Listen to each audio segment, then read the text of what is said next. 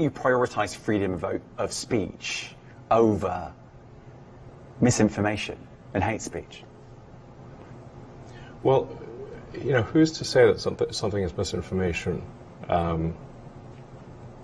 Who's the arbiter of that? Is it the BBC? You're literally asking me? Yes. Well, no, you are the arbiter on Twitter, because you own Twitter. Yes, I'm saying, who is to say that one person's misinformation is another person's information? The point at which you say that there is, this is misinformation, like, who is going to decide that? You accept that misinformation can be dangerous, that it can cause real-world harms, that it can potentially cause... Yes, and the point I'm trying to make is that the BBC itself has, at times, published things that are false. Do you agree that that has occurred? I'm quite sure the BBC have said things before that turn out to not be true. Correct. In its, whatever it is, 100-year history, I'm quite sure. Yes. Even if you aspire to be accurate, there are times when you will not be. We've spoken to people very recently who were involved in moderation, and they just say there's not enough people to police this stuff, particularly around hate speech in the company. Is that what hate something speech are you talking about? I mean, you use Twitter. Right. Do you see a rise in hate speech? I mean, but just a personal anecdote. Like, what do you? I don't. Personally, for you, I would see I get more of that kind of content. Yeah, personally. But I'm not going to talk to the rest of for the rest of Twitter. So you see more hate speech personally? I would say I would see more hateful content in that. Content you don't like, or hateful? What do you mean to describe a hateful thing?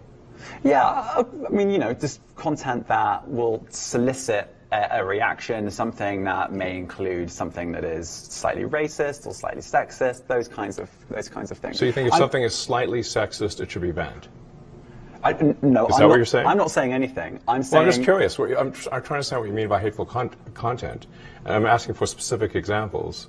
And you just said that if something is slightly sexist, that's hateful content. Does that mean that it should be banned? Well, you've asked me whether my feed, whether it's got less or more. I'd say it's got slightly more. That's why I'm asking for examples.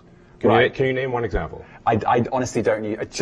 Honestly, I don't. You can't name a single example. I'll tell you why. Because I don't actually use that for you feed anymore. Because I just don't particularly like it. But you said actually, a lot of people are quite similar. I only look at hang on a second. my You said you've seen more hateful content, but you can't name a single example, not even one. I'm not sure I've used that feed for the last 3 or 4 weeks. And then how did you see the hateful content?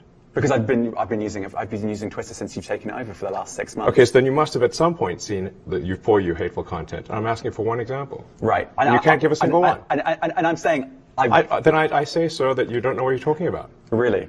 Yes, because you can't give me a single example of hateful content, not even one tweet, and yet you claimed that the hateful content was high.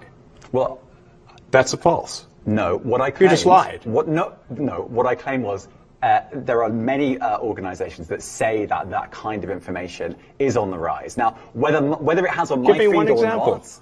I mean, right, and literally if you look at something one. like the Strategic Dialogue Institute in the UK, they will say that. So look, people will say all sorts of nonsense. I'm literally asking for a single example, and you can't name one. Right, and as I've already said, I don't use that feed. But then how would you know that? I don't think this is getting anywhere. You literally said you experienced more hateful content, and then couldn't name a single example. Right, and as I said, that's absurd. I haven't actually looked at that feed. Then how would you know this hateful content? Because I'm saying that's what I saw a few weeks ago. I can't give you an exact example. Let's move on. We only have a certain amount of time. COVID misinformation.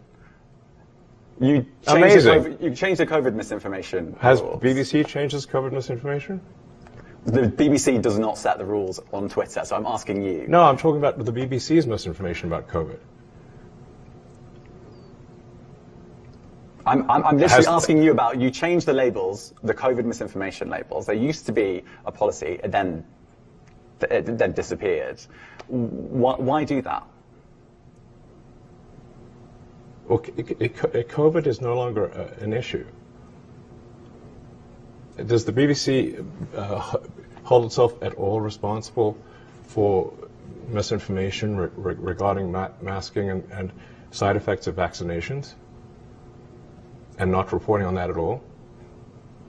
And what about the fact that the BBC was put under pressure by the British government to change its editorial policy? Are you aware of that? This is not an interview about the BBC. Oh, you thought it wasn't?